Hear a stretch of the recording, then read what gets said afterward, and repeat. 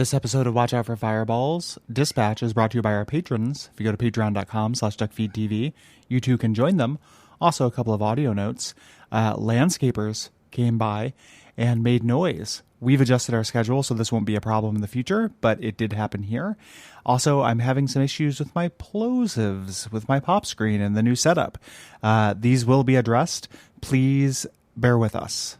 Thank you.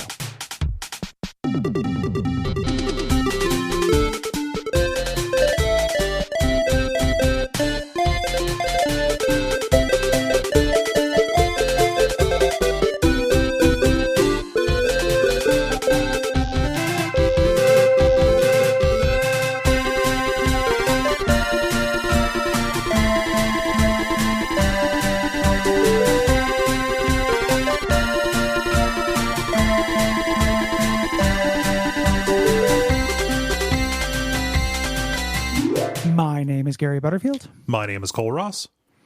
And you're listening to Watch Out for Fireballs Dispatch, our monthly Patreon Q&A listener response topic special. Yeah, it's a big old grab bag where we're going to answer your questions and prompts, have a topic discussion, then read your responses to October's games, and then tell you what we're playing in December. Indeed. And happy October, everybody. Happy October. Yeah. October. Yep. If you say spooky season, I'm gonna throw you out a window. Yep. I'm gonna defend straight the economy. This economy. And I have not done enough spooky stuff. Nope. Because of the move. But I'm gonna do Spookvember. There's nothing stopping you. Yeah. It's pretty scary. Yeah. Thanksgiving. Christopher Columbus. Yeah, getting together in a small room with a bunch of people. Bunch of COVID positive fuck faces. I call my family. I don't have a family. Let's get into it. So, man. I'll get started here because it's a comment for me. And Joshua says, no question, but I recently started playing through Baldur's Gate.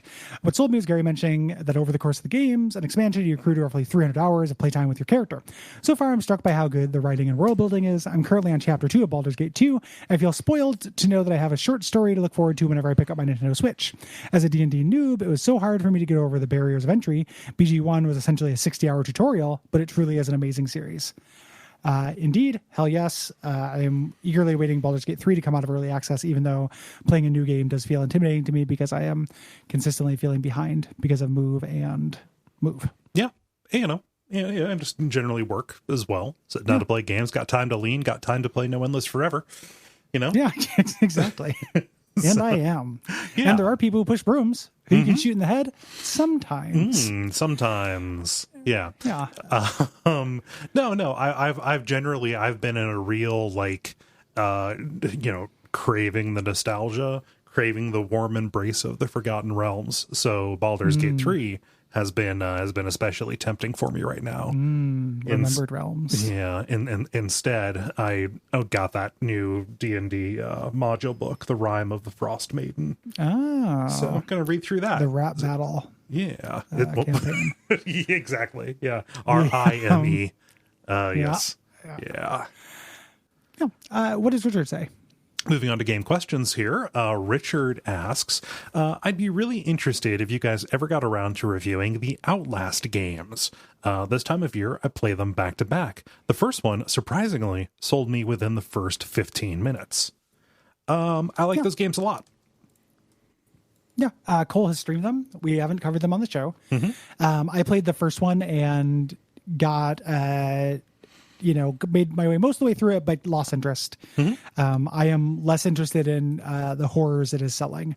It's a little too I don't know, guy.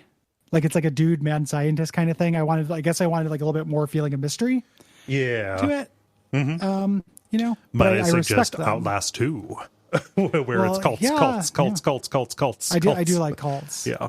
I want to apologize real quick too. We started recording early because the idea was to avoid landscaping, and it looks like we didn't. They come at a random time. I think they roll a d6, and then come at a random time on Mondays, every other Monday. So that's something we'll have to figure out. Yeah, behind the scenes. Ooh, I'm not hearing too much. I'm hearing maybe what could be a leaf blower.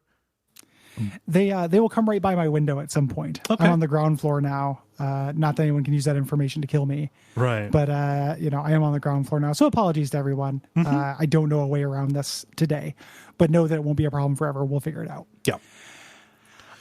Dan says, what is your view on DLCs? I know you've consistently covered them on the show, but I'd be interested to know how you view them, not from a price point of view, but in terms of the game itself. I find myself extremely uninterested on DLC if I come to a game late where the DLC has already come and gone. Even when I come to a game fresh, I still don't get that much excitement out of it. Two recent examples are Outer Worlds and Doom Eternal.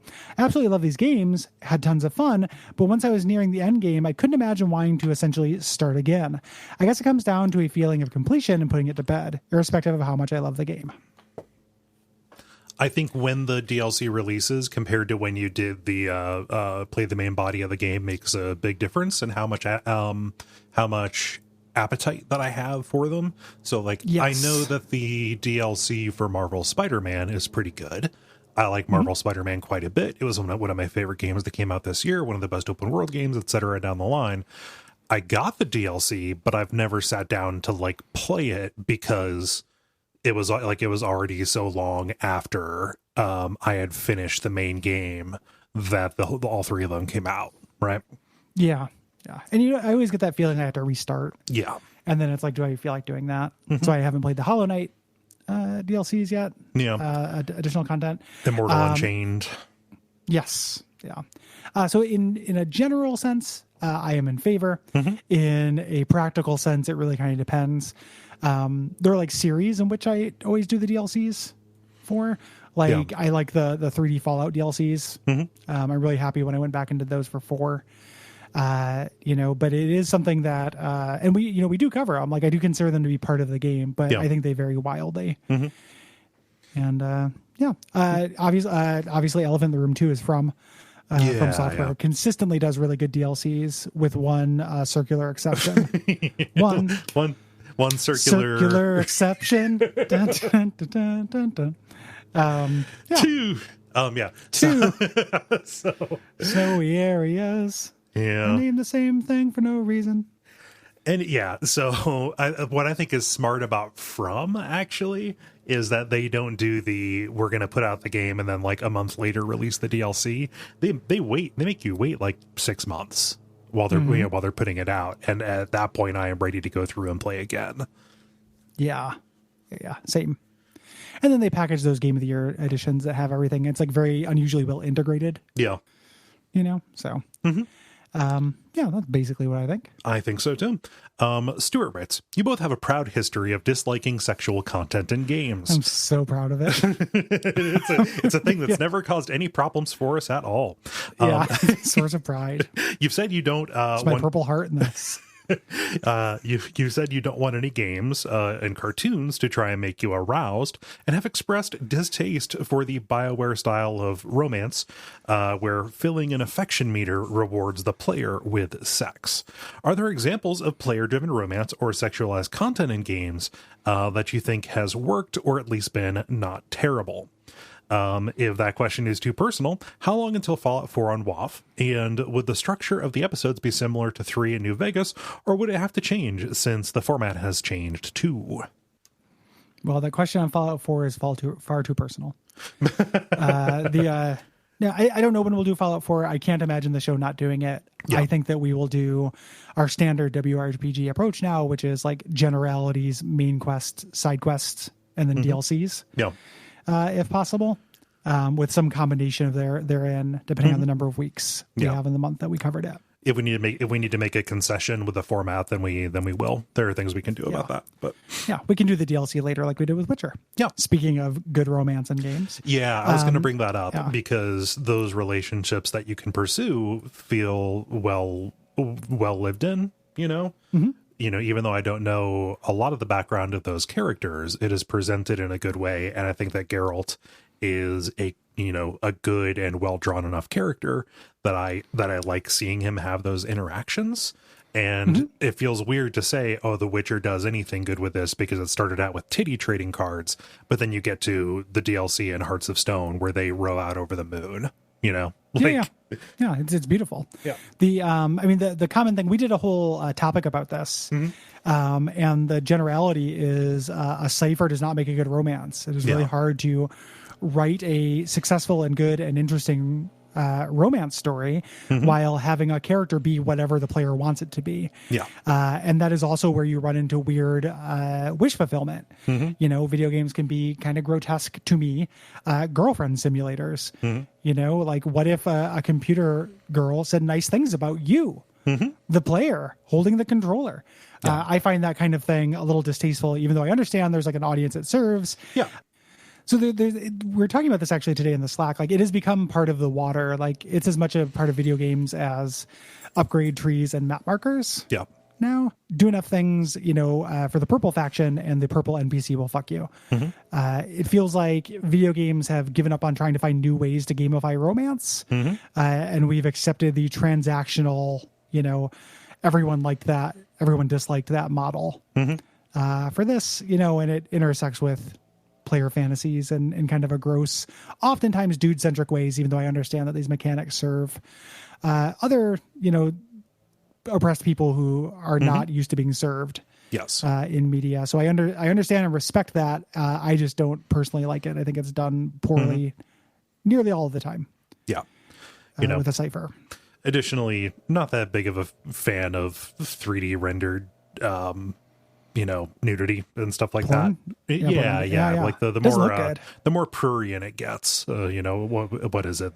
This only exists to serve a prurient interest. That tends to get under my skin aesthetically, and also because it ages super poorly. Like, go back and watch Fahrenheit or Dragon Age 1. Yeah. The climactic thing where you impregnate the immortal witch with the ball spawn baby or whatever, and like it's just like two weird real dolls like rotating around each other like a child's mobile.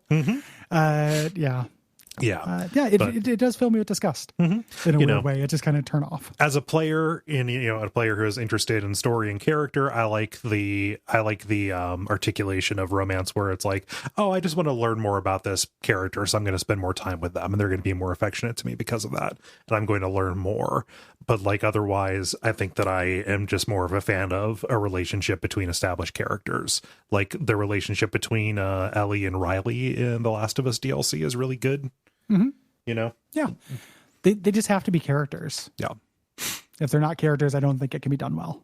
It's hard to get invested in a relationship where only one half of it necessarily exists. Sam asks, what do you think of the state of games? Are you a video game optimist? Generally think that there's been a ton of great games and the medium is getting better, or a pessimist? Think the great days are behind us. While I love retro games, I generally consider myself to be an optimist. Switch and PS4 have been amazing. Maybe it's more nuanced than that. I'm an optimist. I don't think there's any reason to believe things are getting worse. I think that there have always been several different tracks. There have been trends that have been not for me or have been deleterious, but oftentimes after a few years, those either go away or get integrated in a way that is not offensive. I'm generally an optimist. I don't see a reason, to say like, yes, this is a thing that is making things worse. Yeah. I will, take that and add on to it where like, I also get really annoyed by video game pessimism. It's a big part of like Twitter spheres that I appreciate, but I'm also annoyed by. Because to me, the pie just keeps getting bigger. And like, right now I could play once you include itch.io and indie stuff, I can play a video game about anything I want, almost literally. The subject matter has never been more diverse. So, whinging about, another, shooting people simulator is annoying to me because that's not the case. Like that used to be the case where there was far fewer things, but I think it's actually getting way better and people aren't really acknowledging it. And I also there's a function. I just said I am a function of limited time.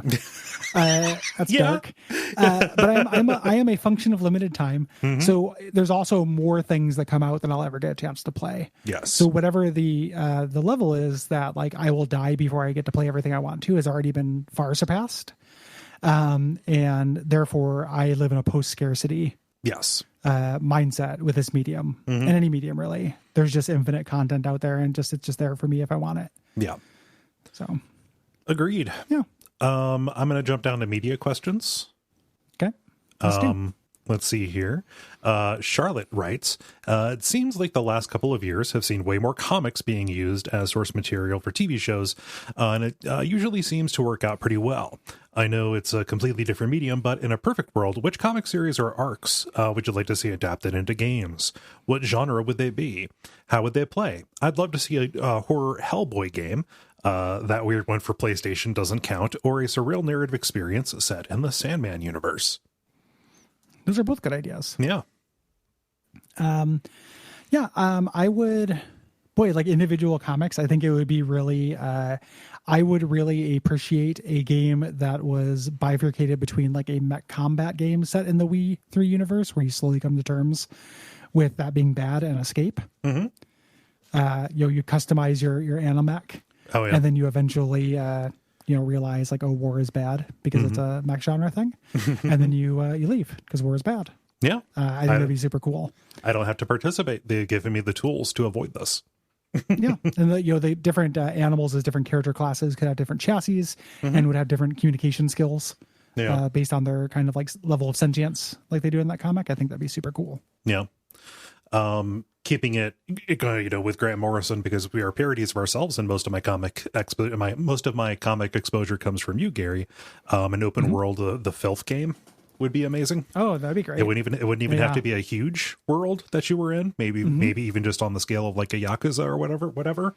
But having things be as explicitly weird and metatextual as that would be really fun. You just being a part of this, like Filth. Check that out. Yeah, that'd be amazing. That'd be super cool. That's a good idea. Also, like my standard X-Men Tactics. Yes. I'm amazed that hasn't already happened, and it's basically done. Just take it and it's perfect, please. Yeah. Just do a reskin of that XCOM or Chimera game. Chimera Squad. Yeah. But with X-Men.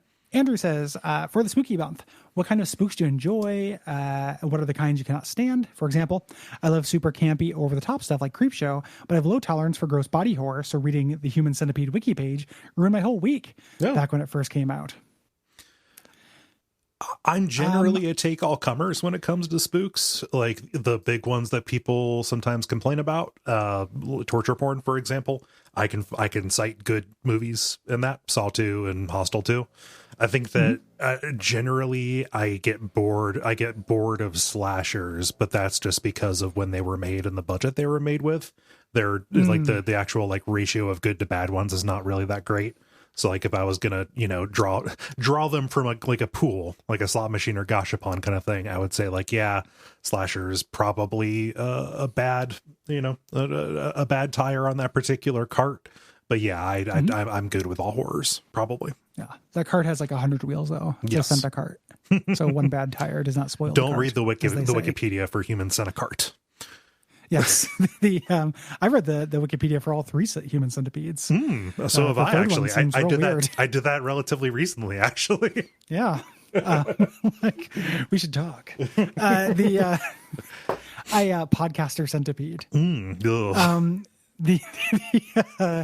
I am like Andrew in that really gross body horror stuff is hard for me. I don't like dismissing it. I don't like when like torture porn came out as a blanket dismissal of anything with body horror in it, because I think that's, not really what those movies are. And I don't think it's good to reduce them to that. Yeah. But also like watching somebody like vivisect themselves or something like that is oftentimes too hard for me to watch. Yeah.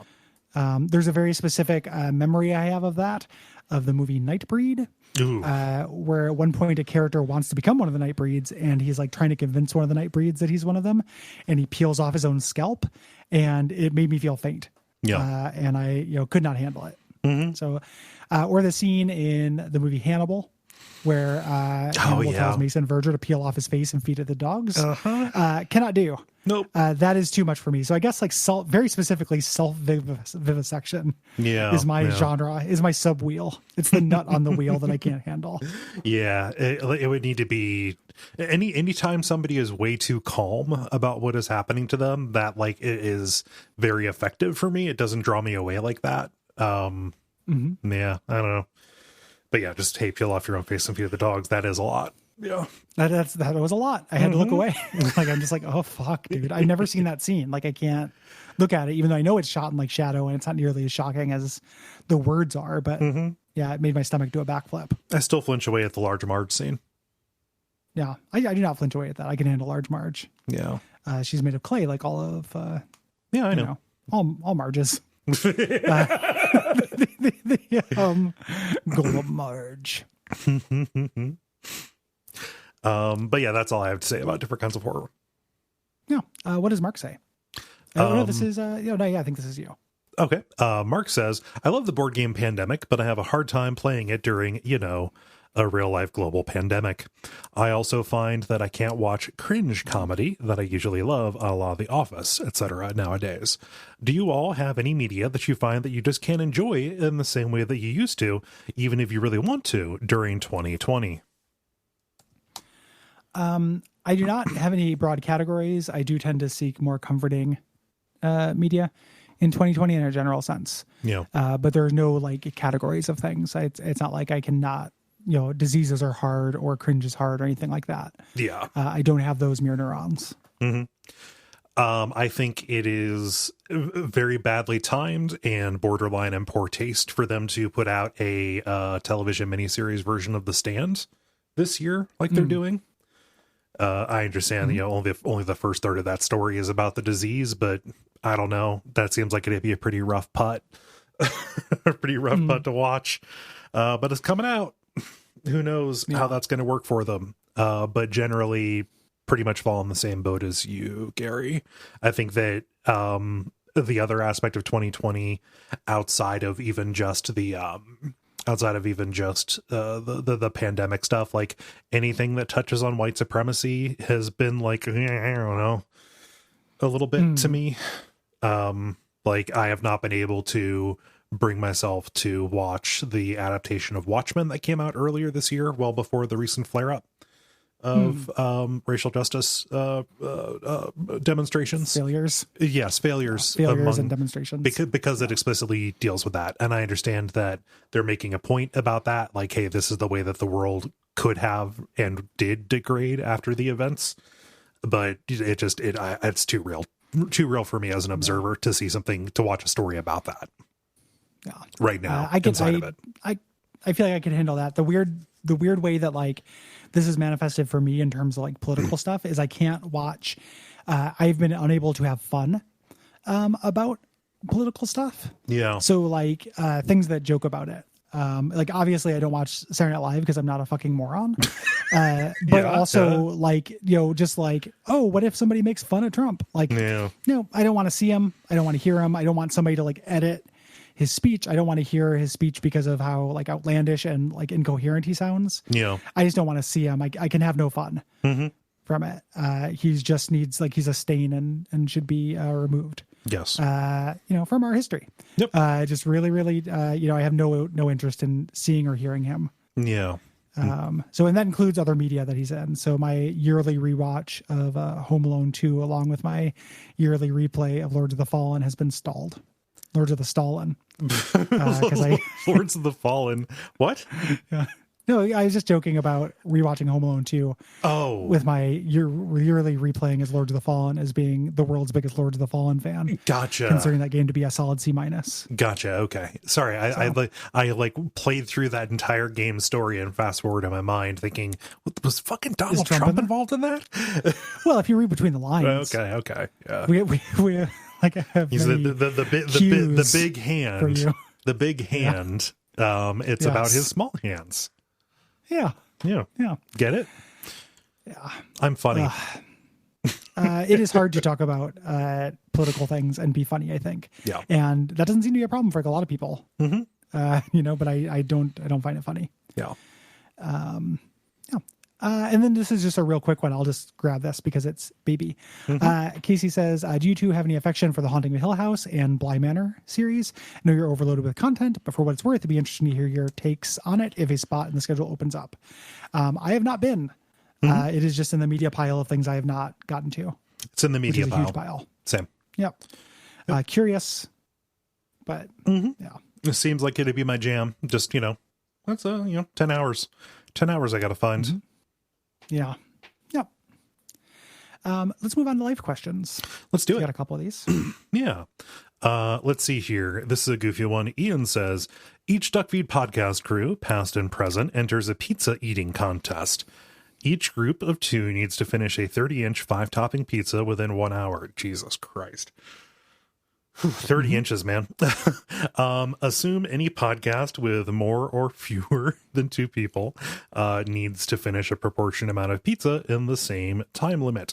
Which podcast will triumph? Would you order different toppings to represent WAF, Bonfireside Chat, or Orb? My binge eating days are done. Yep.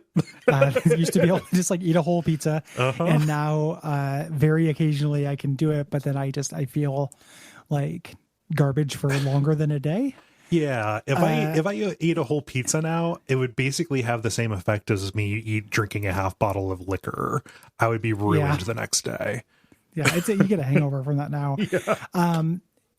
But however, the important part of this that I think is not addressed is that it's a contest. Yes. So it really depends on what you win. Like, I think that any podcast I'm on, if you won something good, like a brand new Huffy, then I would probably be able to put aside my pizza hangover and show up, for 15 inches of pizza, which isn't how radiuses work. But, right. That's the tricky part because, if you look at the ratios, like a 16-inch pizza is damn near twice as much pizza as a 14-inch pizza. Yeah. So 30 inches, it's getting there. I think like 30 inches is bigger than the pizza that Walt throws up on the roof. Significantly so. Yeah. It's like a 24 or something like that. This is a truly gargantuan amount of pizza. But me and you or me and Will, I think, could if we were properly motivated. Yes. I think that on the level, so we would have 5 people, so it would have to be 2.5 of these. David can put away food like nobody's business. He's one of those wiry guys who I've seen him really go ham. Yeah. But I think everybody else has a probably the same constitution as me as regards eating a shitload of food. Limit. Yes. Yeah. The GERD limit. That's what we like to call it. Approaching the GERD horizon. The GERD horizon. The GERD barrier approaches. Yeah. And then in terms of pizza toppings, the WAF and Bonfireside Chat ones would just be whatever you and I like. Yeah. And the Orb one, I guess. So I don't think they have different pizza toppings. I think we just choose our 5 favorite toppings. Well, I would also want to, I would want to get the toppings that would not, that would not be difficult to eat, but also wouldn't add volume. So the second you start adding sausage on that MFR, that's a lot of volume on top of there. Yeah. You want even something though that would help, with fat content to make it go down a little bit. Oh yeah. Yeah. I think one of the ingredients may be being sausage, and the rest of them are basil, oregano, stuff like that, like garlic. Extra sauce. Yeah, cook down spinach. Yeah. Yeah. Just think, anything that's going to make it move a little bit better, because we, regardless of what the reward is, unless it's a lifetime supply of toilet, we're going to need something to pass that pizza. So, yeah. Unless we get one of those Sims toilets that literally sucks you out, we all need something. Yeah. Let me see here. So circle radius 14 has an area of, let's just round to integers, 616. Okay. 16 is 804, so not quite double, but still substantially bigger, right? Yeah. And 30 is 2,827 inches. Square inches, yeah. Square inches. So what would that be in square feet? 2,800. I don't. It'd be a bit. Yeah. It'd be like eating a wall. Yes. So no, thank you. No, thank you But whatsoever. I'll do it for a Huffy. Yes. Not for a Schwinn. I mean, like Gary, a Huffy costs like $200. No, I really like the idea of bikes as an omnipresent prize. Oh yeah. Yeah. For a contest, like brand new Huffy. I don't know when I saw that, put that in my head. Yeah. Garf Artfunkel. That's a very good name. Says the topic of the joy of pet ownership and general love of animals comes up often for you both. I was curious how each of you would reconcile these feelings with the thoughts of factory farming and the meat industry in general. This wasn't on purpose to relate to the last question. I recognize that loving pets and eating factory produced meat aren't inherently contradictory acts, though I think all introspective people who eat meat typically have at some point wrestled with the cognitive dissonance of how animals are treated within modern agricultural norms. Norms have become increasingly less ethical in recent years, given the limited oversight from Trump's appointees in that sector. Yeah. I don't love this. I every once in a while will dally with the idea of going vegetarian because I just, as my love of pets has changed into an all-purpose love of animals through seeing them, but it is still abstract to me in my head where meat feels different than an animal. Even though I know that it's not. There's a lot of distance. There are so many steps that Yeah. I don't have a good ethical or practical answer for this. It's just that dissonance that I decided to live with for now. Yeah. It's a dissonance that a lot of people have chosen to live with. I think that for me, I've just kind of generally down to even just taking the factory farming out of it, different animals do different things for people. We are meant to live alongside them and stuff. So that's kind of what where I file it, which is kitties are for petting and cows, even though they are just big dogs, they're for eating. And that's again, not ethical and not consistent. I think that the biggest arguments that would get me to switch my habits would be a health. If there was, if I got bit by one of those ticks that made you allergic to meat, Sure. or if enough doctors, tried to wrestle a piece of bacon away from me. Okay, probably. Yeah. If regulation gets so bad, which is kind of where things are headed right now, where it is just incredibly unsafe to eat meat, then then let's throw in ecology and price as it goes. I think that we're going to just by necessity head toward more meat substitutes, and that's fine because because of that distance, a lot of stuff that now is made of meat could convincingly be made of stuff that's not meat.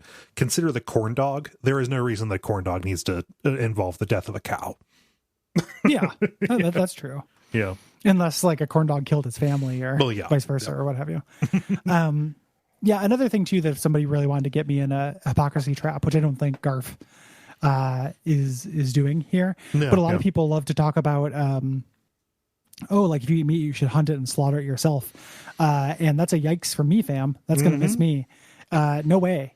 Not in a million years. So I don't I'm just not going to do it. So I'm not going to get to the dissonance part where I like eating meat enough to where I want to slaughter an animal or clean an animal or do anything with it really other than pet it and admire it on internet. So just gonna take the hypocrisy card on this one.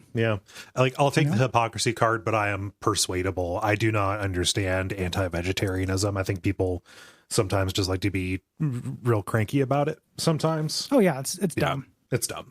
It's a weird thing where it's a massive overcorrection, because for a while I do think that it was a real thing that vegetarians and vegans were evangelical about it to the point of annoyance. And enough of them were.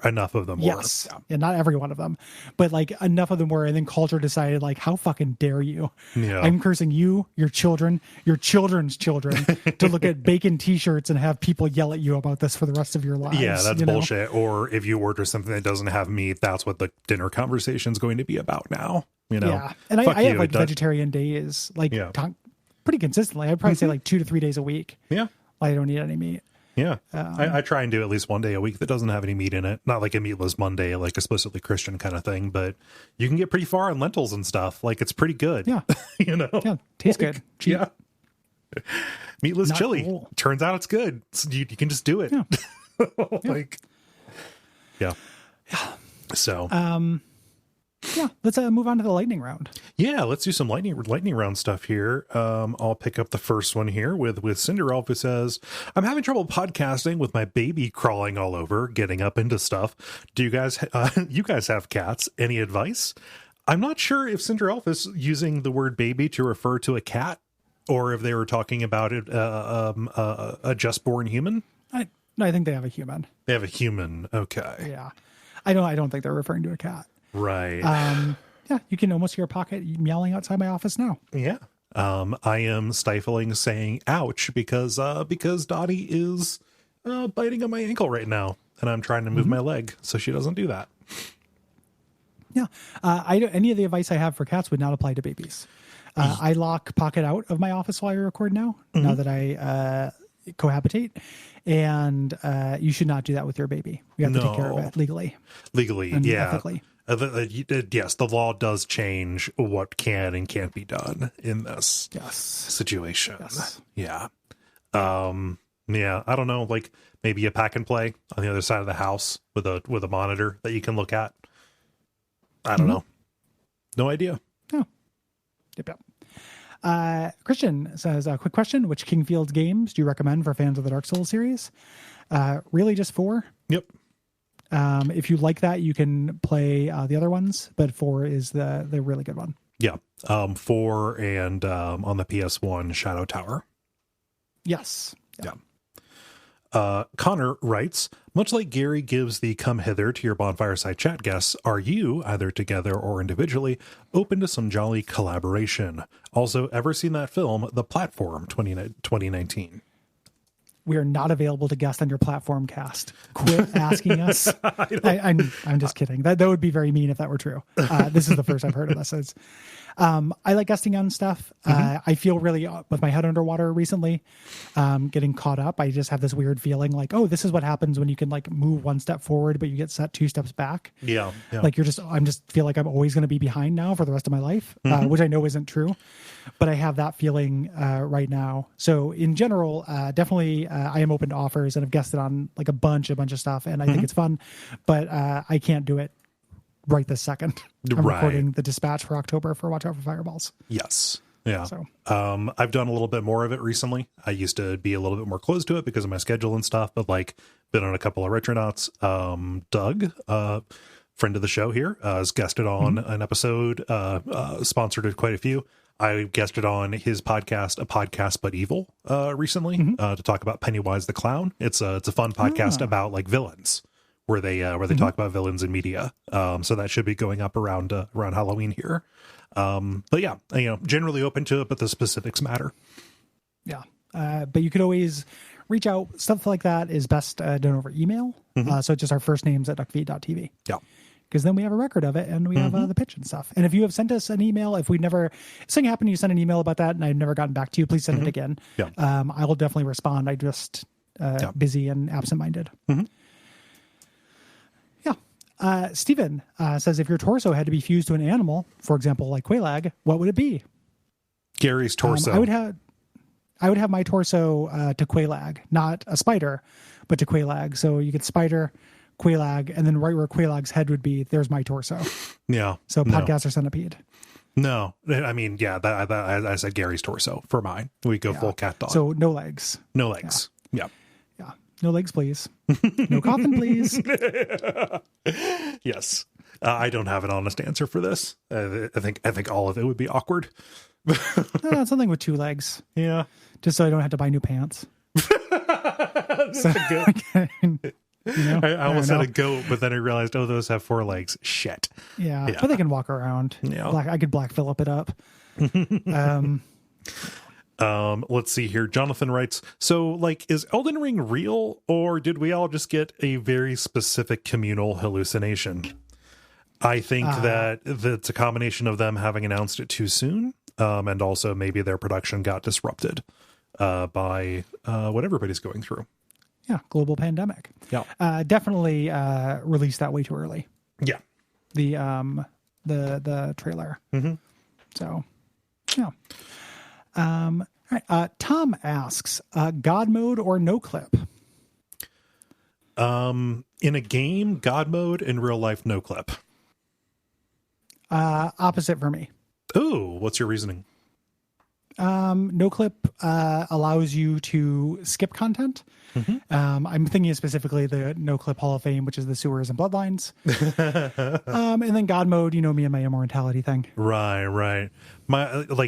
I interpret God mode to be you still feel everything that happens, so it's a little bit like a Wolverine thing. Why? I don't know.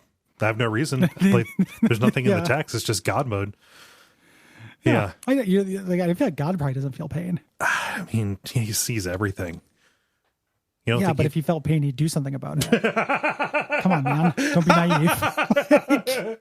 Sees everything and ignores it. Cool. Yep. Okay. I can't, I nice religion can't, you got there. I can't plus one that. So, Yes. So, and no clip. Just getting through stuff is better than getting around it.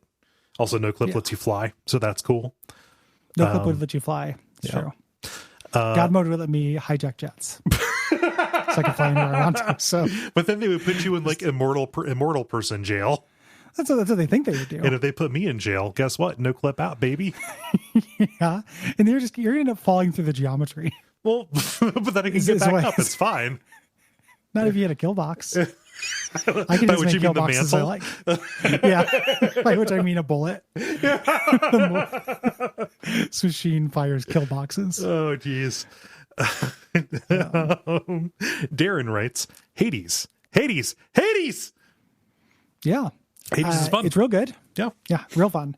Been a spirited discussion in the Slack recently. I am on the side of loving the wireframe of this and feeling that like some of the fluff is a little annoying to me. But people seem to be split. It's real weird. Like people tend to either be playing for the fluff or playing for the mechanics. Yeah. And they just feel weirdly integrated to me as a roguelike fan. I don't like tying my progression and my resources into story stuff the way that it does, but I do really like the wireframe, and you get a lot of really fun synergies, and all of the story stuff, while I'm not bowled over by it, is impeccably presented. Yep. Which is kind of Supergiant's trick. Yes. Yep. I'm pretty much there. Let's say 75 for 75 for the wireframe and the play, 25 for the presentation kind of things. Like, it's hard to point out like a better animated action game, I think. Yeah. And that counts for a lot. Yeah. Yeah. And if you like hunky dudes calling each other mate. And a lot of people do. Yeah. Yeah. I've been playing it before bed, like basically every night. It's really fun. It's good. So good stuff. And then our final lightning round, Matt asks, let's talk desserts, cake or pie, what kind of cake, what kind of pie, filled or ringed donuts, chocolate or butterscotch sundaes. What about unique things like baklava, cannoli, or rugelach? Discussed. I think you mean baklava. Baklava, low sugar honey, baklava. I'll go lightning round this. Okay. Pie, cheesecake, pumpkin pie, ring donuts, chocolate sundaes, cannoli. Yeah, I'm gonna go cake. Just real simple, like a dark chocolate cake with a cream cheese icing on it. What kind of pie? That's really tough. I like a this is gonna sound ridiculous. It'll make me sound like I'm a German cartoon character, but chocolate chip pie. My mom makes that, and it's very good, very rich. You only need like a slice of it. Ring donuts, chocolate sundae, and cannoli. Yeah, cannoli would be fun. Yeah. Let's move on to topic. Yes, let's do topic.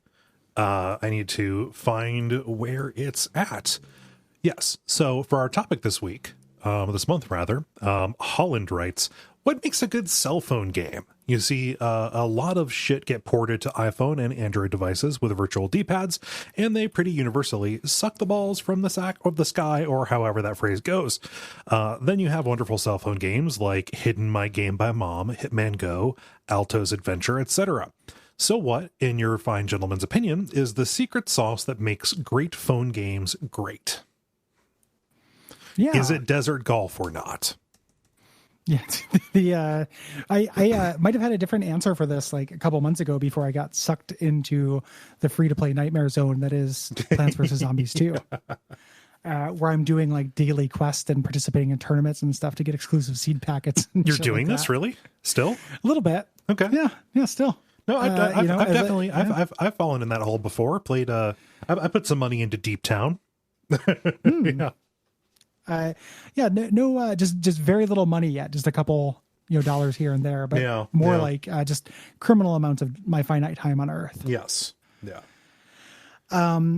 In terms of and I don't think that's what makes a good mobile game. No, that's what makes a mobile game a, that you engage with in a way that you wouldn't have expected to engage in a mobile game. But yeah, that's what makes a mobile game evil and compulsive. Yes.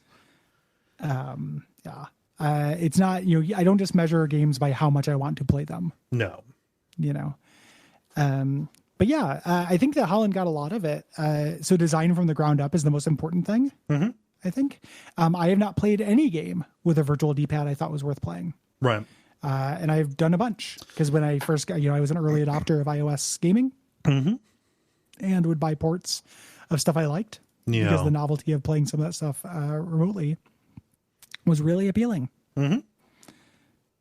So, agreed. Yeah. And like there were a couple of things where like it kind of maybe worked a little bit. Like, I don't know, I was real taken in by, oh God, what was the name of that Unreal demo that was like super early on that ended up being like a tech demo for the Punch-Out game that they did?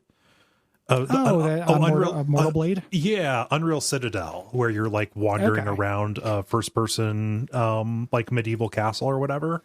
Like that ended up working, and it ended up working a little bit into something. You can't play these anymore because of the hellscape of compatibility, but the Silent Meadow games, I think is what they were. Quiet Meadow. Dark Meadow, yeah, the first person horror game where you were shooting crossbows and stuff at little zombies that would come at you. Had a little bit of the immortal Immortal Blade kind of DNA to it, but like that was first person navigation, and there were not an awful lot of like demands placed on you. There's some stuff that is demoed like at Apple events where it's like, I cannot understand how anybody would play this. Like, how are people playing Fortnite on their phones? Are they using Bluetooth controllers? Like, I don't get it. Yeah. I think they're using Bluetooth controllers, maybe, and then it's kind of like, what's the point? Right. I guess that's something that Apple Arcade keeps trying to sell to me is, play it on the big screen, like use this as a console. Yeah. And I can't help but think like, why would I do that? Like to me, as we approach the hardware singularity of video games where everything runs on everything, basically, good iOS games or good mobile games have something unique to them, like having the kind of simple touch controls, that games are built for the ground up have, and then more importantly, like pick up and play kind of stuff, like short limited runs, or the games that save any time, like Desert Golf or what have you. That's what I want from that. Being able to play a console experience on my phone is not the point. That is not that is not the selling point that I think that marketers believe that it is. Yes. And for some people, like perhaps the cost, I already have a phone, so the cost of entry for that is different than a PS4 or a gaming PC. Yeah. So this is how I play Fortnite. What am I going to do? Not play Fortnite? Yes. The answer is yes, resoundingly. Yeah, you're all right.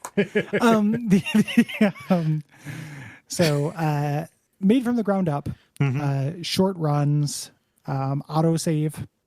Obviously, like being able to put something to sleep and just start up where it was. I find I used to have a lot more tolerance for very text heavy iOS games, and now a little bit less so.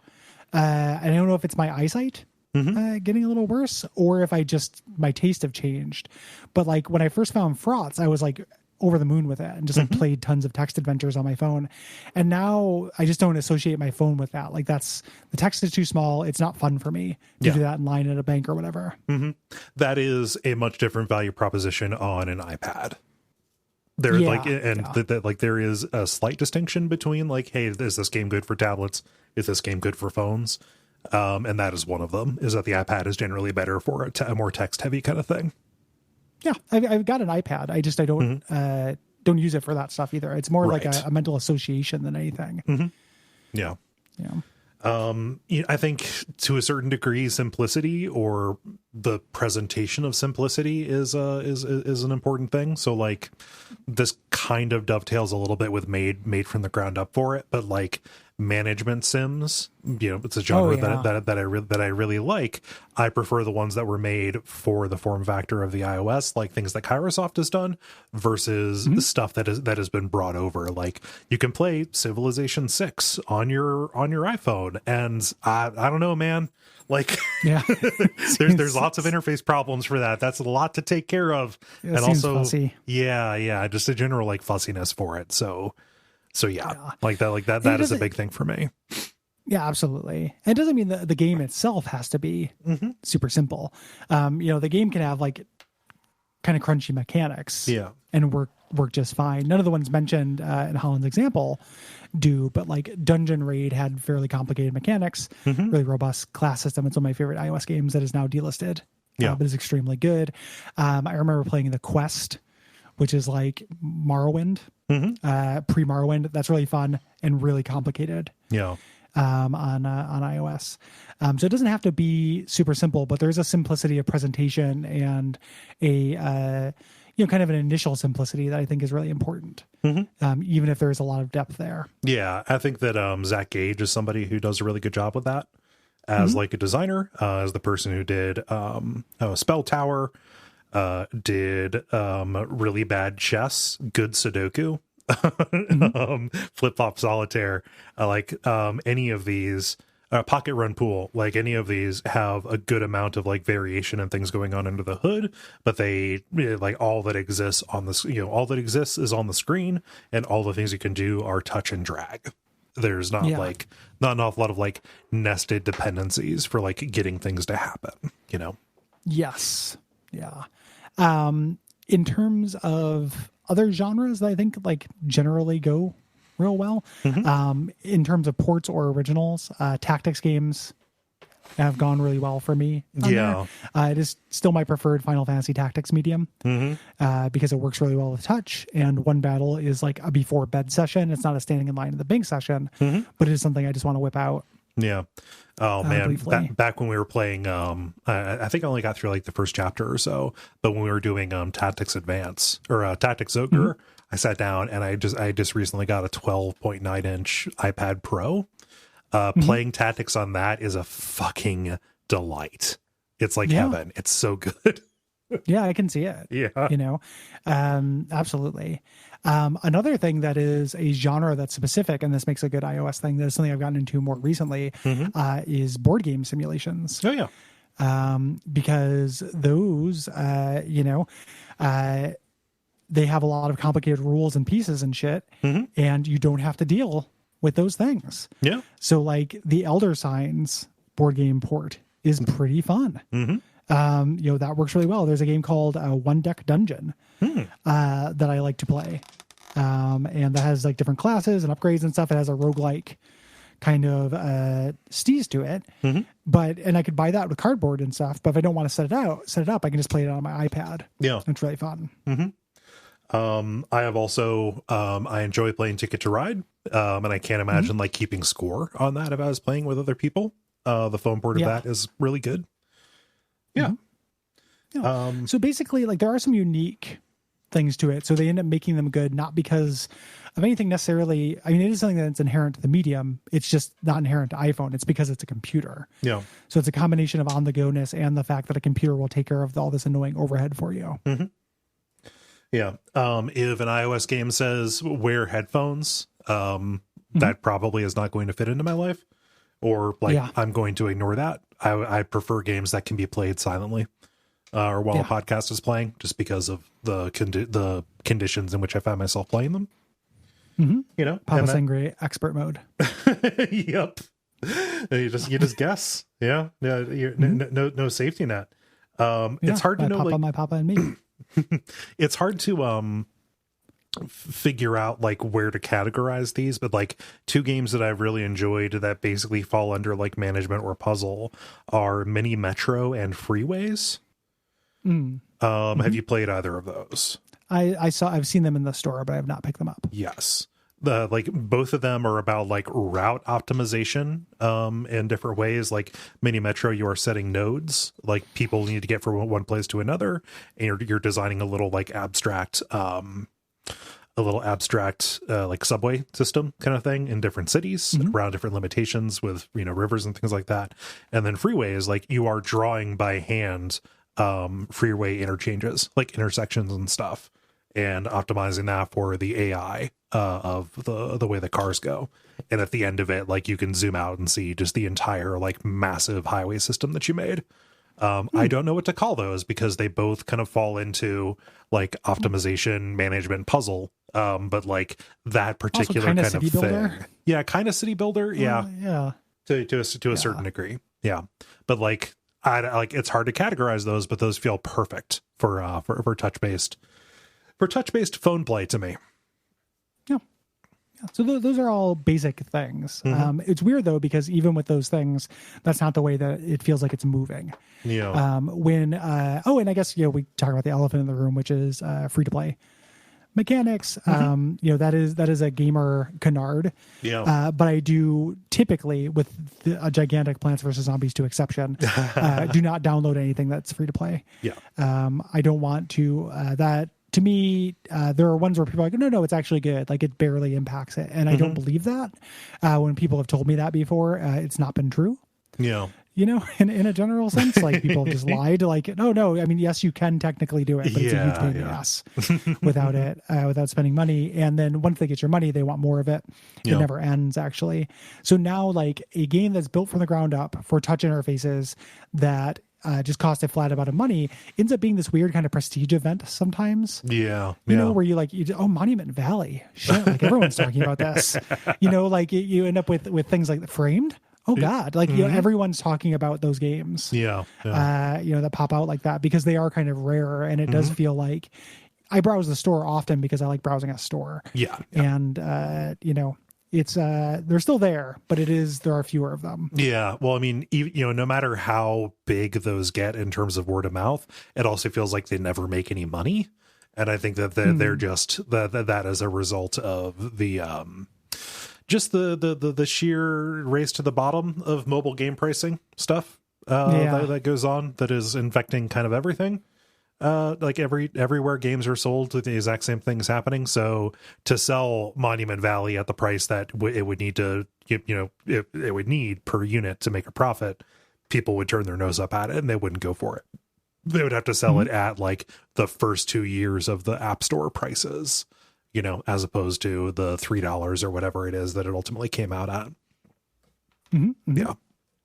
No, I will only generally play a game that has a free-to-play structure if I have tried something else from the studio and I trust them. See the Super Stickman Golf series, which I think made a very graceful transition to that. Yeah. There are ways to make it okay. Yeah. But it's generally not my fave. Also, golf games. Super Stickman Golf is fun. Yeah, and all golf games are good. What the Golf is phenomenal. Yeah. What the Golf? Talking about generous games, man. No. Yeah. Just really, really good. Yeah. So that I think is going to be our topic. For this month. We appreciate everyone writing in. If you would like to write in, the way you do so is by being a patron at patreon.com/Duckfeed.tv. If we didn't get to your question or topic, we will. Yes. And if you do want to write in, please watch for the prompt to go up and respond in a comment on that thread. That is the way that those get corralled. Yeah. Let's move on to responses to games. Let's do. A lot of people wrote in. We really do appreciate it. Just as a reminder, if you want to write in, the deadline is always the 15th, and you do so at duckfeed.tv/contact. Yes. This month, because Soma is a story-heavy game that you kind of, don't want to be spoiled on in order to go along for the ride with it, we are going to put the Soma responses at the end after the admin. Just so if you want to be unspoiled, it will be easy to be unspoiled. Let's get into it with response to the Dino Crisis 2. I will start. This is Eric who sponsored the episode. Eric says via contact, "Hey, I sponsored this episode." Anyway, Dino Crisis 2, it whips ass. It whips a satisfying, modest B+ kind of ass. I'm really happy with the kismet of where this landed on you guys' schedule. Devil May Cry, for all its faults, codified how 3D action games should feel, and Dino Crisis 2 feels like the semi-forgotten evolutionary step between it and Resident Evil.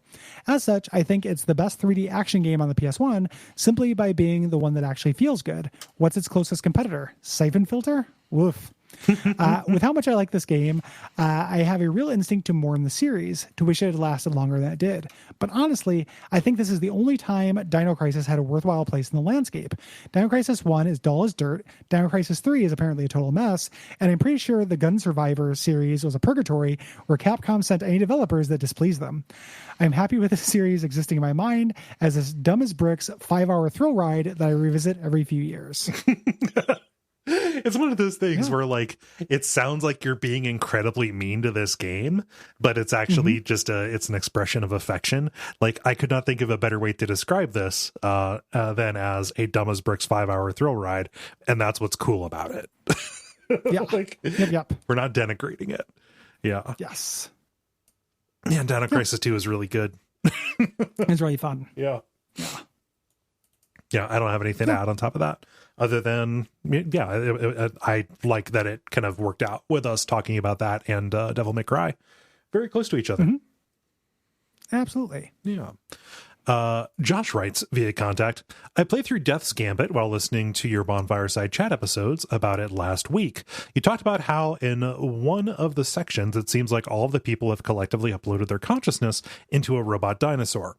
I then listened to your Dino Crisis 2 episode where you talk about how dinosaurs are sent into the future and people are able to talk with them through computers or something like that, which got me thinking, is Death's Gambit secretly a sequel to Dino Crisis? In light of this inexcusable and insubstantial musing, what are some of your favorite and least favorite video game continuity conspiracy theories? I forgot about the uploading consciousnesses to dinosaurs part of Death's Gambit. Well, because we talked about it on a show. Yeah, so it went in the memory hole. Yes. Favorite and least favorite video game continuity conspiracy theories. Yeah.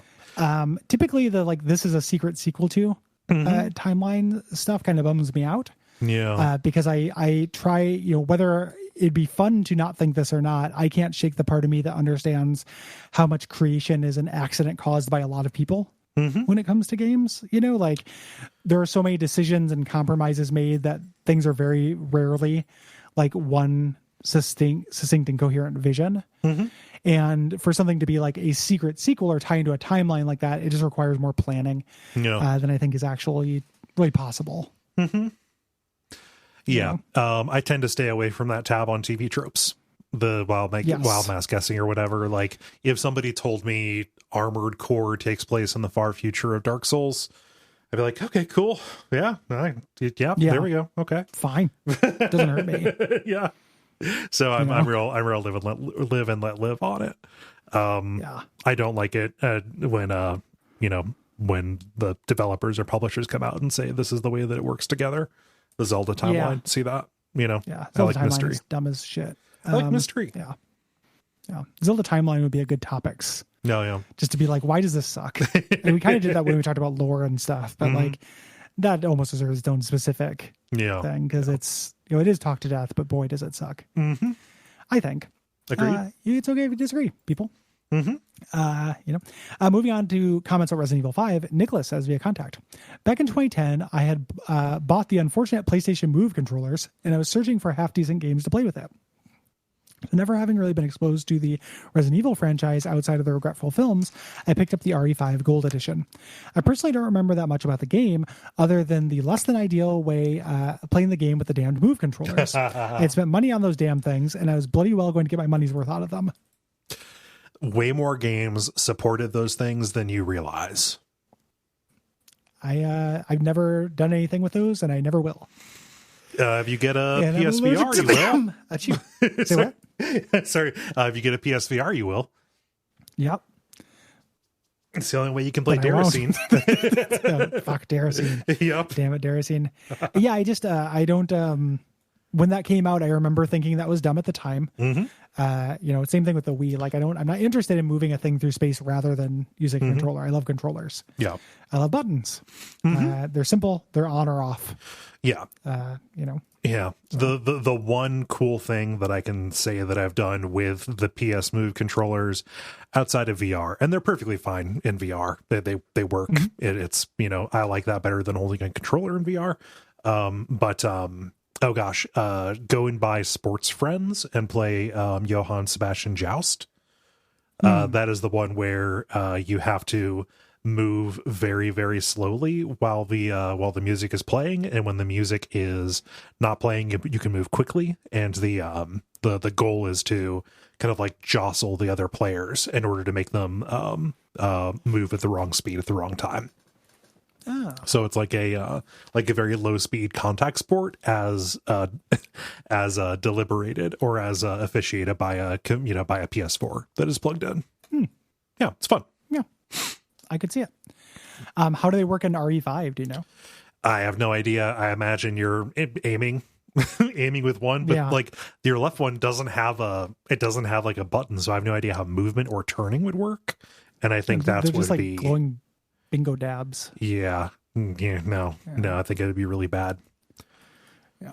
Moonboard. No, thank you to me. No, thank you to me. Moonboard writes in via context saying, I'm going to hazard a guess that I'm in a minority when I say that RE5 in co-op is the only Resident Evil game that I've played significantly and or beaten, and fairly recently too. I can see why fans would be upset at this game. The horror is non-existent, and the presentation is over the top to the point of being more like my kind of action game than another person's kind of horror game. I believe Moonborn is the person who requested Devil May Cry. That is correct. Okay, yes. So character over-the-top action game kind of things. Moonmore continues. But as a co-op shooter, I enjoyed it a lot. I don't play many multiplayer games, but the level of communication and cooperation required between players was more than I've ever experienced in a shooter. As a result, I think the ham-fisted partners theming in the story, while still being extremely silly, feels just a tad more meaningful in the multiplayer experience. In other words, I'm saying that the power of friendship is an important theme. You should play what is that? Get Out or what's it? Not Get Out. That's the movie. Oh, Way Out. Out. What is the Way Out? Yeah, you should play a Way Out. Also about partners. Yeah, as an important theme. Yeah. I can never imagine feeling that. The idea of getting through a video game thing with somebody and then feeling closer to them in a real emotional way. Yeah. Is extremely alien to me. Video games are fake, everybody. Yeah, but at least in my instinct. But RE5 as a game that has a lot of, what did I call them in the episode? Like fun time activities for partners and friends. Yes. Things like that. Above and beyond what you would find in an Army of Two or in a in a Resistance or a Gears of War, which is pretty much entirely about combat kind of stuff.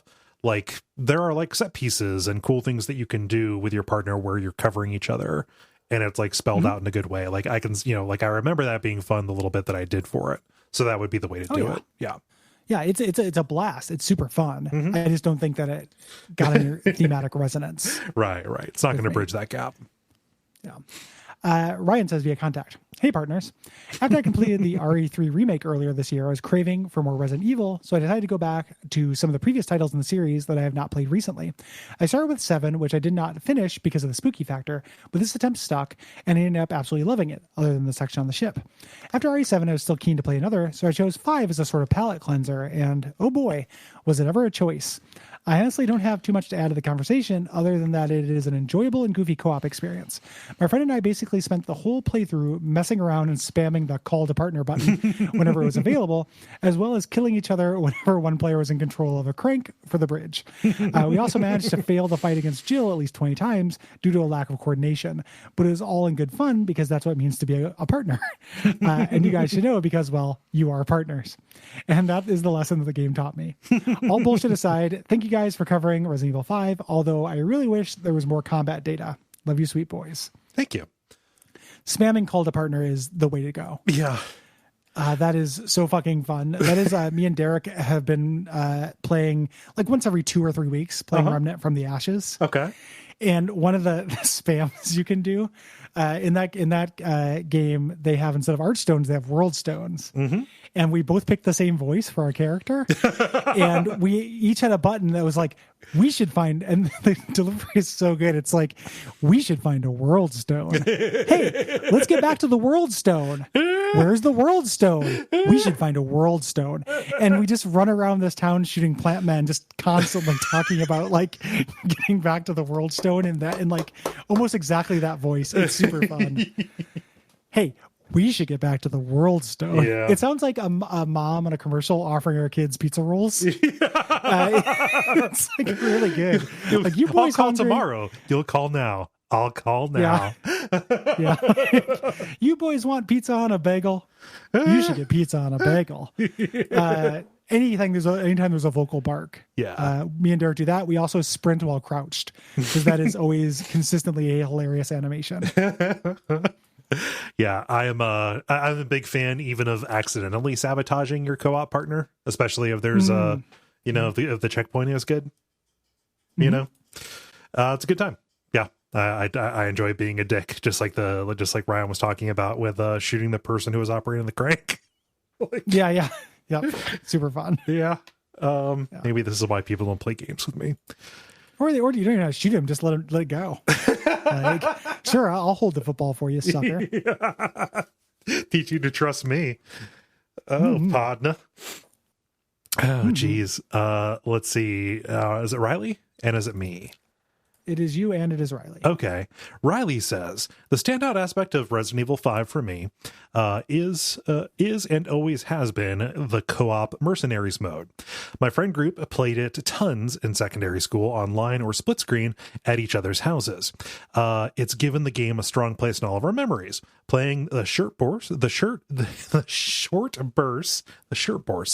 playing the short bursts of combat. I ate some shirt borscht. Yep, I ate some shirt borscht. I had some shorts Gestapo. Gazpacho. There we go. Yeah. The shorts Gestapo is from the adult reimagining of Pokemon. Oh, These are fun and easy and mandatory to wear. Goal. Playing the short bursts of combat with a friend is a blast, and I'm happy to say that it's held up. What hasn't held up so well is the PvP versus mode. If you think RE5 wouldn't translate very well to PvP, you'd be correct. What does make it kind of interesting is the specific tricks that players learn, like the advantages of the snappy RE4 control scheme over the default RE5 one, or how quickly swapping between weapons lets you accurately land an RPG shot in a second. It felt as though we were using a saw to make the square peg fit through the round hole, turning a mode that totally doesn't work into one that only mostly doesn't work. I have a hard time calling versus mode good, but I'd be lying if I said that I didn't hold a fondness for it. Oh yeah, playing with the box with your friends is good. Like that is totally worthwhile, even if the actual mode is bad. Yeah. Yeah, and I also that was one of my regrets about recording this, was I kind of forgot it had a versus mode until we got into the recording. But I meant to fuck around with that. Yeah. A little bit, at least watch a bunch of it, and I never did. Yeah. So I oftentimes forget that exists. It was 2009, the year of the unnecessary versus mode. Yeah. Doug says via contact, my primary memory of RE5 was one of confusion and frustration. Setting aside the game's much discussed race problems, the core mechanics carried over from RE4 remained compelling enough for me to keep going, even as the plot lurched from one insanity to another. But for me, the overriding problem was Sheva. Because I had to escort her and mind her health, I'd find myself competently taking down enemies only to have a game over when she died off to the side. In later games like The Last of Us or God of War, the companion tends to stay off to the side and only gets imperiled rarely as a way of spicing up the action. On the other hand, Sheva was imperiled so regularly that she monopolized my attention, that the choice was often repeat a section to avoid her death and or use all my resources on her, or try to complete the section perfectly. The end result of that was a lot of unnecessary deaths and lost progress. Perhaps if there's ever an RE5 make, this, among many issues, will be remedied. In summary, Kajuju is a land of contrasts. Yeah, I think that's generally a problem with balancing for co-op, in that they decided not to, really. Make it any different if Sheva is AI controlled or not, and hoping that her AI would suffice. Yeah. And it did enough for me, but there are a lot of problems with it. Yeah. Let's see here. Forrest writes via contact. I think the Magini in this game are badass. And no, I don't mean that I think racial stereotypes are badass. What I mean is, enemies you fight in a lot of games are boilerplate and boring. Think of the dudes that you shoot in Tomb Raider or Uncharted. What are they? Poachers? Mercenaries? What are they in the game? What are they doing other than just aimlessly patrolling the level saying shit like, we're gonna kill him, or where did he go? While you crouch, walk around a broken car or whatever nearby. Probably vaguely Eastern European and wearing jeans and a hoodie. As insensitive as the portrayal of the Magini is, I absolutely love their design and the attention to detail in their rendering. Caked with mud and travel cries and mass they wear when swarming you in the semi-open airboat level. It's a strong, unique identity that doesn't get praised often in light of the discourse around the game. I feel like making both protagonists people of color and taking out the white woman attack scene early on would go a long way towards making this game more palatable. Thoughts? My instinct is yes, but also I'd want, somebody with more skin in the game should probably decide that. I know that sounds like a cop out, but this game wasn't designed to hurt me. Right. It wasn't designed to hurt anybody, but it didn't have the effect of hurting me. I would want somebody who was hurt by the portrayal to answer that question. Yeah. I don't feel like I'm in a position to bargain with it, Yeah. Yeah. I definitely understand the point that these are not boilerplate. Enemies. That was something I really appreciated about RE4 as well. Yeah. Is this kind of like gothic villager and then cultist mixed with knights kind of thing that showed up later was good. I agree that it is visually more interesting. But I also think whenever I think of something like that, like there are just so many areas of the world with cultural touchstones that don't have this game's intended primary audience's history with racialized violence that you could do. Like what are traditional, like people attacking like Russian folk garb or something. Yeah. Or like any number of places. Like they're just every example I feel like I'm going to come up with, someone's gonna be like, oh, so it's okay to be racist against Irish people. No, we just didn't enslave them, you fucker. Straw man. Not Forrest, just person who's yelling at me in my head. Yep. So I think that there's a lot you could have done to be more interesting than Eastern European dude in a hoodie without actually invoking, white people coming to Africa and slaughtering hundreds and hundreds and hundreds of black people. Yeah, without picking an example that had that much baggage. But I understand, visual identity is really important. Storyline identity is really important. Just they happen to draw a bad card here. Yeah. Pete says via contact, despite my many modern reservations with the game, I have warm memories of playing RE5 in co-op with friends in the Chicago suburbs. Sitting together on ancient carpet in cold basements, we'd chew through the same campaigns, Perfect Dark, Halo, RE5, Left 4 Dead, again and again, just to have a chance to work together as a group to strategize a way through the levels. We'd enter an almost meditative state together where you drop your adolescent anxious filters and just speak to whatever comes to mind. A few years passed, we all moved to separate colleges in separate towns, and then Dead Space 3 came out. The game gave you the option of playing the entire campaign with a buddy. This choice was widely criticized at the time, but having played through the campaign solo and then with a friend, it was amazing how the single player felt like the previous horror-focused entries in the series, but the former scratched another itch entirely. I wonder if RE5/6 could have pulled that off somehow so that the single player felt like a horror-driven experience, but when you bring a friend along, suddenly it's an action movie. Thanks for reading this, and thank you for the show. Thank you for writing. Yeah, that's good points. That is, I also co-op owns. I also have very similar fond memories, and that state you get into with your friends of cooperative problem solving against an AI is extremely fun to me. That is one of the best feelings. Yeah. Having not played Dead Space 3 and only knowing it by its reputation, it would be hard to say if RE5 or 6 could have could have made that putt, where it's one thing one way and another thing another way.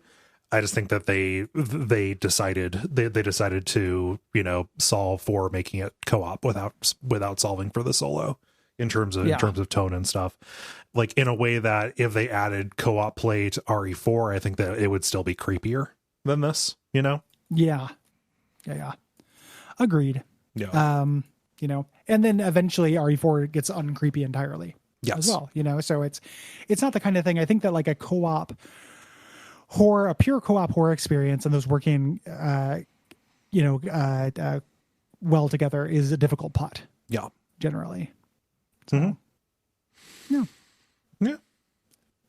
What does Ian say about Doom 3? Yeah, moving on to Doom 3 responses. Ian says, I replayed all of the Doom games during quarantine, and this run through was my first encounter with Doom 3.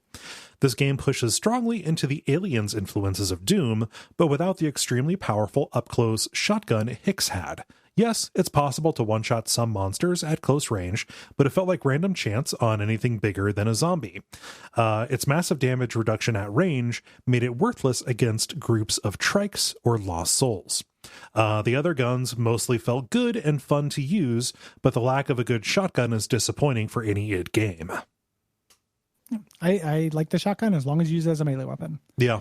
But it is not, in terms of Doom shotguns, it's probably the worst one while still being good. Yes. The fact that you couldn't use it for the Lost Souls was a real big bummer for me, because like that's what a shotgun is for, is to shoot a flying thing at 30 feet. Like at a specific, like a real shotgun choke. And video games have like taken that and turned, to turn shotguns into a different thing than they actually are. And yeah, it's just a choice. It would have been fun if there were two shotguns, one for range and one for not, but there are already plenty of weapons. Alt fire mode. Yeah. Strong choke versus weak choke. Yeah. Abe says via contact, the original version of Doom 3 includes one of my favorite video game Easter eggs. A couple times throughout the game, the player would come across locked cabinets labeled with the brand name Martian Buddy. They can only be opened using a code which was not found anywhere in the game. The answer was to go to the website martianbuddy.com, a fake site made by the developers solely for the purpose of providing the access code to unlock these cabinets. When used in games, the code gave you access to helpful gear, a few weapons earlier than usual, I believe the chain gun and the BFG. Nowadays, martianbuddy.com redirects you to a different Doom-based website, and research tells me this Easter egg was removed with the release of the BFG edition. Never having played Metal Gear Solid, this was my closest experience to the well-known back of the CD case moment that I find so creative in game design. Yeah, we didn't talk about Martian Buddy at all. Yeah. Martian Buddy is great. That is probably how I got the BFG. Yeah. Early, when I mentioned that, because I think that what happened was I just didn't find the code, and I remembered, I can't get this code now, so I just looked it up. Yeah. Mm-hmm. There's a fun story beat where like somebody is trying to get important information past a filter, and he disguises it as a spam message. I wish that I had made a note of that. It's something I read about later. Yeah, it's neat. Mm-hmm. Yeah. Kyle writes, I hope this message gets in on time, as I wanted to put out a PSA for people interested in playing Doom 3 on the PC. Both of you wished in the episode that you could use the original flashlight in the BFG edition. And as a matter of fact, you can. The Doom BFA mod, which adds a number of improvements to the game, also allows you to switch the way the flashlight operates in the game. After installing it, launch the doombfa.exe file in your Doom 3 install folder, then go to Settings and Advanced Options, and there are two options. From there you'll see the flashlight mode option, which allows you to choose from BFG, Original, or BFG Mix. The first two are pretty self-explanatory, and the BFG Mix gives you the original flashlight switching with the battery depletion of the BFG edition. Hopes this helps to improve everyone's experience with the game, and long live the mods. Indeed, long live the mods. That sounds perfect. Yeah, thanks, Kyle. Yeah. That is awesome. BFA mod. Yeah. Kyle reached out specifically to be like, hey, I got this in. I hope I got it in time. So I want to make sure that one was in there. And thanks for writing in about that. Yeah. That is awesome. Good PSA. Sounds like a good way to play the game. Yeah. Moving on to Soma things, and the spoilers are off. Here's your warning. Ethan says via contact, this is one of the first games I have played that was covered on the show, and I bought it after listening to half the episode. The overall setting and atmosphere, with a beautiful combination of horror and sadness, combined into an outstanding experience that really left an impact on me. I'm listening to the end track on repeat, and it still makes me sad that Simon is stuck at the bottom of the ocean. Only one of them and is. And then there's a little sad emoji. Several of the other ones are dead. Almost all of them, and some of them are in unknown hells. Yeah. More Simons are dead than not. So therefore Simon is dead. Mm-hmm. Yeah. Schrodinger's Simon. Yeah. Oh, geez. The sum of an alternating +1 and -1 is 1/2 or something like that. Yeah. Mm-hmm. Oh. Yeah. Anyway, Eli writes via contact. I don't have anything else to say. I also am sad that Simon is dead at the bottom of the ocean. Yeah. So many Simons. Eli. So little time. Eli writes, "Hey guys. So I was late to the party and getting my hands on this game, so I've only played the introduction, but I'm excited to sink my teeth into it. Despite this, I thought that I'd point out the fun fact that the day that Simon goes in for his brain scan, Saturday, May 2nd of 2015, was actually my 21st birthday. To think some 10 hours after Simon starts his long nap, a fresh-faced Eli was waking up to legally have a drink at a bar for the first time. And of course, I didn't even get carded. Same, buddy. Same. Yeah. I want to do a quick correction. A fresh-faced Eli was walking up. A fresh-faced Eli was waking up to legally have a drink at the bar for the first time. Is a different characterization. That is a different thing. Yes. Was walking up. There we go. Yeah. Okay. So just thank you for catching that. You can go hard at 21, but pretty hard. Don't go that hard. Yeah. And let me be the last to wish you a happy birthday, Eli. Happy 21st birthday. Happy 21st birthday. Chris says via contact, Soma is a game that made a big impact on me. From being introduced by horror game reaction videos on YouTube to finally playing it for myself on the PS4, I was drawn in by the look and feel of it. The way it keeps the central existential horror nested inside grotesque body horror, which is nested within an ominous and oppressive environment. The way Simon's mind protects him by letting him only see his normalized self-image of a normal human being until the illusion is broken. This made me think of the other monsters in the game, as they were created in a similar way to Simon, albeit not as sophisticated. I wonder how they see themselves and the world around them. Do you think they're normal as well, but they're unable to express it to anyone? Have they accepted what they are as deformed monstrosities, or have they just become mindless proxies to the WoW's design? I mean, I think pretty much everybody, at least the ones that will speak to you, they believe that they're humans. Like Carl. And the ones that aren't are canonically insane. Yes. So they've lost it. Like, I don't think they're really thinking in those terms. Mm-hmm.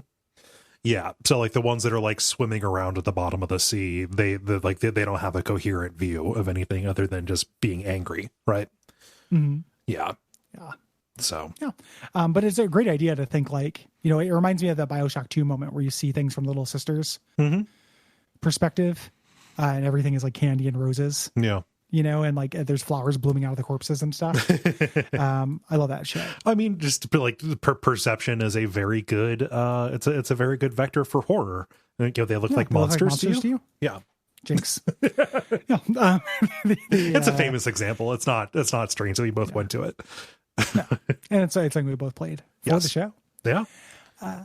What does Tom say? Tom says, I've been a fan of Frictional since Amnesia, The Dark Descent. However, I was relatively late to this game, only having played it maybe 2 years, or I was late to Amnesia, The Dark Descent, only having played it maybe 2 years before Soma's release. I quickly found A Machine for Pigs and dived into that as well. So I was pleasantly surprised when Soma was announced and bought it as soon as it was released. Upon first playing it, I was a little disappointed because the feeling was so different compared to The Dark Descent and A Machine for Pigs. I was perhaps expecting something more visceral and with an old-fashioned feeling. However, the more that I played, the more immersed, pun not intended, I became. Soma absolutely captured an invading feeling of dread and horror the deeper under the ocean that you explored. I constantly felt an immense pressure and weight to my actions that was part due to the environment, but also due to being one of the last traces of humanity left. I felt there was so much more to my actions than pure self-preservation. No other game I have played has made me feel quite so lonely or as despondent as Soma did, and the ending truly filled me with despair. I immediately did another run through of the game, and in the following years, I have played it through at least twice more. I haven't listened to the WAF episode yet, but I'm excited to hear your thoughts, especially as your episode on the Dark Descent was one of the first episodes that I heard, and it prompted me to become a subscriber. As always, keep up the great work, Tom. Thank you, Tom. Thanks, Tom. Yeah. Thanks, Tom. Yeah. Well put. I don't really have anything to add to that. Yeah. I was really cool on A Machine for Pigs, so this felt good to me to come to this. It's definitely a return to form after Machine for Pigs. Yeah. And even initially, I was cool on Soma compared to the Dark Descent because it felt so different. It was only through repeated playings and through, talking about it that I came to appreciate the specific kind of thing that Soma is doing. And it makes me respect Frictional more for being able to, tap into a different kind of horror, right? Yeah, they're evolving. Like I've been on blackout about the new Amnesia game, but like the few blurbs have snuck past that don't make it sound like it's predictable. Yeah, I'm so excited about that game. Anyway. Yeah, me too. I don't know exactly when we'll be able to play it because again, I feel like a billion years behind. But I do. I love that they're evolving. Yeah, I love that they're not the Postal Service. Just riding on one album with one sound for 30 years. Yeah. So it is really good to me. Riley says via contact, the duo of Simon and Catherine are a huge part of why I love Soma, especially Catherine. She's such a full and immensely relatable character. Some write her off as just being cruel and manipulative, but to me, it ties more into her shy awkwardness and general social anxiety. As seen in The Climber to the Depths, she's worried about upsetting Simon and genuinely considers them friends, which makes it all the sadder that the final thing one Catherine experiences is a fight with him shouting about how much he hates her, shorting out before they can make amends. But despite how bleak the game can be, it was genuinely one of the most uplifting I've ever played, bursting to the brim with humanity. Existentialist is the best way I can describe it, not only for the dread and the primacy it places on one's consciousness in experiencing and understanding the world, but for the beauty and meaning you can find despite the hardship. Launching the arc was an incredible good, which left me thinking about my own place in the long stretch of human history, grateful for what Catherine herself calls the privilege of being. Very well put. Yeah. Yeah. Agreed. I also find, brimming with humanity is something I think I said in the episode, but if not, that's definitely something I think about this game. Yeah. Like what could be more human than what you do in this game? Yeah. It's wonderful. And the more that I think about anything really, the more I value humanity in every aspect of life, in people and in situations and in art media. Yeah. So what Soma has is special. Yeah, absolutely. Yeah. Matthew writes, I can't play horror games. I'm a big scaredy cat and not afraid to admit it. I can watch horror movies all day long, but as soon as you give me control of the character, it gets too real, and I just nope out of there as fast as possible. However, I made the exception for Soma. I knew the themes and concepts it played with, and the part of my brain that loves high-concept sci-fi overrode the part that cannot handle horror. Soma is one of those games that has stuck with me years after playing it. The biggest reason being that the ending actually fooled me. The game has been making it super textual that the mind transferring technology is creating a copy of yourself in a new place, not actually transferring your mind. However, the protagonist and the player have both followed the perspective of the copy after every transfer. In the very last moments, you are preparing to copy your mind to the Ark and launch it into space. I remember feeling very anxious because I was starting to worry that I, quote, wouldn't make it into the Ark. When the transfer finished and the Ark was launched and the player perspective was still sitting there at the bottom of the ocean, I felt some very real despair come over me. I felt so stupid. Of course that's how this would work. That's how it's worked the whole game. I love when a game messes with the player's perspective and disempowers the main character like this. I love how bad this made me feel. Soma is a great game with many top-tier moments, but this one really tops off the whole awful cake. Yeah. Decisions with incomplete information. Yep. Relatable mistakes. People making imperfect choices. Yes. As opposed to behaving like machines. With clear inputs and outputs. Yeah. Yeah. Good shit. In video games. Agreed, Matthew. Zach says via contact. Like a lot of folks, I've been falling back to comfortable art these days, replaying the same games, rereading the same books, rewatching Bob's Burgers till I basically have it memorized. But strangely enough, I've also found myself drawn into really intense media. There are choices, but none of them are good media. Soma is a great example of this. I played through the game once before and wasn't sure how it would hold up, but revisiting it was still a powerful experience. It's about as bleak as games get, but it's not nihilistic, and that feeling of constant pressure is incredibly effective. You constantly feel like you can't move another step forward, yet you can't bear to stay where you are. This is especially true of the underwater sequences, which rival Silent Hill for their ability to create a sense of visceral danger and loneliness through visuals and sound design alone. It's a story about doomed individuals setting out to complete a nearly impossible act, and it's one that starts harrowing and only gets more bleak. But I found profound beauty in the simple act of choosing to try. There's no hope here, not really, but it's about what you do after hope ends. I've been thinking about that a lot lately. Yeah, the way that Soma stands athwart any attempt at a nihilistic read is really remarkable, I think, given what it depicts. Yeah. And, nihilism is boring. Grow out of it, teens. Like, it's way cooler to, to genuinely want and think and hope for things. Just take a couple of parts of that, tweak it around and come over to the existentialist side, buddy. Yeah. Yeah. Yeah. We're all we have. Yeah. That's not bleak. Yep. Throw on Roxy Music's More Than This and get down. Go for it. So, well said, Zach. Yes. And then rounding out here, finally, we have Ethan, who says via contact, I'm not sure if I'm contributing this for the dispatch, but I wanted to send it in nonetheless as a sincere form of positive feedback. I've been listening to your show since the summer of 2019, and it has been a bright spot in the dismal 2020. On top of the usual 2020 fun and adventure, I also lost my wife to an ongoing battle with brain cancer in February, and then my father in late August.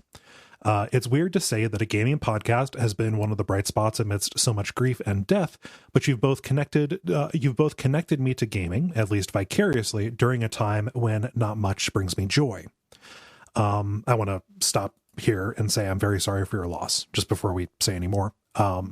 It seems more important than going into stuff about Soma. Yes. So, yeah, thank you, Ethan. I'm very sorry for your loss. I cannot imagine. Yeah. What that is like, and thank you very much for kind words, and very happy to help in whatever small way we can. Yeah. Now I'll move on to Soma here. When I heard that you were covering Soma, though, I got very apprehensive about listening. First, I'm not the biggest fan of frictional games' style of horror. I also knew that it dealt with a subject matter that these recent deaths made more terrifying. I won't say that I'm super religious, but I have a modicum of faith click-clacking around. With losing my wife, I have started to cling to some hope that I will see my loved ones again. This is tough, sorry. It might end up being fictional, but right now it is a comforting fiction. I was most of all afraid that a podcast that I really enjoyed all these years was going to have an episode that was two known atheist podcasters shitting all over their beliefs. I'm so glad that I stuck it out and listened to the episode. Not only was the episode very entertaining, but it was so respectful in how you both handled such a delicate and frankly terrifying subject matter. You spoke with such humanity on something so daunting. I know both of you are no strangers to grief yourselves, and I appreciate you not blanching away from such a difficult topic, but also treating it with the utmost respect. It was a thought-provoking episode and easily one of my favorites that you have put out. Thank you so much, and keep up the great work. You are worth every Patreon penny. Yeah, thank you, Ethan.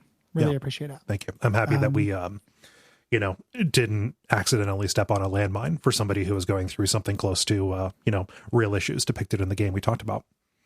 Yeah. And as much as I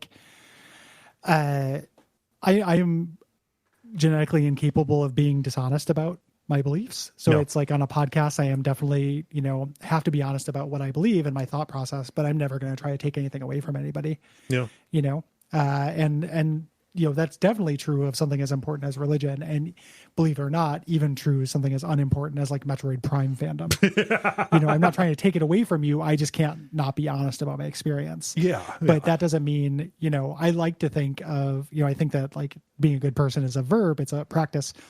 It's a spiritual practice, even if there's nothing supernatural happening in it. And it's something that I do try for. And I like to think that that's something that I want that effort to be known, not for any ego appeasing reasons, but because it means that I'm doing it, I'm doing the verb of it. And I do try, so it feels good. It feels like kind of petty to bring up feeling good in the face of this response, but like, it feels good to know that's how I'm coming off, because that's my intent. Yeah. Yeah. And I would never, if, faced with somebody who, embraced faith to deal with something as difficult as what, you're going through or anything kind of analogous, it'd be monstrous even to, to say anything bad about it. Because I think that even somebody who is not, I mean, yes, we wouldn't be like, okay, listen, Ethan, thanks for the story.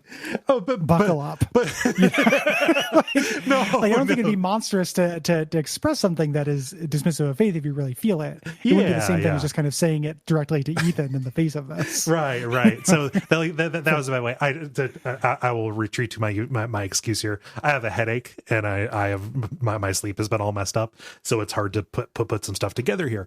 But no, I think that generally, I have no problem with somebody, going toward faith to help them get over stuff, because, not all faith is faith in the higher power or faith in an afterlife. I think that it's actually super important to understand your relationship, between faith and doubt. And I would definitely say that I, am a person who does have a certain matter of faith, even if it isn't in, religion. Right. Yeah. It's an important, it's also human,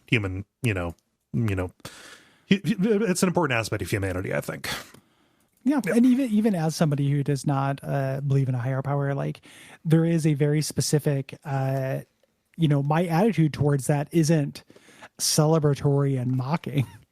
I'm bummed out by it. Mm-hmm. Like it doesn't feel true to me, and that makes me sad. Yeah. It doesn't make me happy. Right. It's just how I feel is true. Like when I lost my mom, like when I lost Roars, all those things, all I wanted in the world was for that to be true. Yeah. Yeah. I just couldn't bridge that gap. And I don't think anything less of anybody who can or does or has never had a gap there in the first place. Mm-hmm. That's awesome. Like but it doesn't feel intellectually honest to me. And I have a weird authenticity bias. Like I can't, round myself in different directions very easily. So I can't do it, but I wanted to. Mm-hmm. And I don't think there's any failing in that. Yeah. So, but I appreciate you sharing that detail and that story. The way you describe it, it sounds like it was super recent and on top of a lot of other things. And I really hope that you are managing okay and putting the pieces together when everything is already so difficult, even without huge personal tragedy. We're rooting for you. Yeah, absolutely. So, thanks everybody for writing in. Mm-hmm. If you have anything to say about November's games, which are No One Lives Forever, Uncharted Waters 2, or Marathon 2, hit us up by November 15th at duckfeed.tv/contact. Mm-hmm. And if you have thoughts about December's games, go to the same place, duckfeed.tv/contact, to write in about them by December the 15th. Let's say what the games are. It is our winter Western RPG month. Yeah, and this is a rare RPG that is Patreon sponsored. Mm-hmm. That doesn't often happen, but just somebody presented a game in their list and they're like, yeah, we feel like doing that anyway. Yeah. So we'll do that in winter. We are covering, for the first part of the month, Dragon Age 2 and its expansions. Yes. First modern BioWare game. Yeah. Jade Empire. Jade Empire was such a weird kind of like straddler, right? Yeah. Yeah. But so the what we're going to be doing is the first two episodes are going to be kind of just about the main game. Mm-hmm. Let's see here. And then we're going to have an episode about the DLCs. Mm-hmm. And then for the premium episode that month, coming out on December the 24th, we're going to be doing a different game entirely. Yeah, that isn't quite a Western RPG, but is adjacent enough, and we needed something we could do in one episode because of the odd number of weeks in December. We'll be doing Baldur's Gate Dark Alliance. Yeah. So really excited about that. That is a little bit hard to get a hold of on some platforms. I will forgive you if you emulate it. And that is one of our rare entries into the kind of Diablo-like genre. I think that the only thing we've done that's close to that is like X-Men Legends 2, really. Yes, the Tappa genre. Yes. But it's a good one. Mm-hmm. It is a fun example of that, and has that Baldur's Gate kind of lore steez to it a little bit. It's got the Forgotten Realms kind of stuff. I couldn't convince you to do Champions of Norath, and that is going to have to be fine. Yeah, it would be hard to, because I would just be starting from zero. What is Norath? Who is Norath? Why is Norath the champion? I don't. Yeah. I am so big. Yeah. So thanks everybody for your patience. If you are interested in sponsoring an episode, you can do so at Patreon. We are booking into 2021. This year has gone by so unimaginably slowly. But we are finally near the end of it. We got really cool stuff coming up. Agreed. For the first quarter. So we're very excited. Some weird ones. So so you can do that at Patreon. Not everything is as costly as that on Patreon. You can even give $5 a month and get all the premium episodes of this show. The Baldur's Gate episode is premium. Coming up, the marathon episode is premium. You get all of those, and we think it's a good value. Yeah, absolutely. And check out our new show, Orb. Orb is a Venture Brothers podcast, episode recap podcast. We've recorded 2 episodes. Those are trickling out now. And we'd really love to get some heat behind that. As it's a new show. So ratings and reviews on Apple Podcasts or whatever other directory you do, and share it with your friends and followers. Until next time, that's about it. Think so. We appreciate you, and we'll see you next week with No One Lives Forever.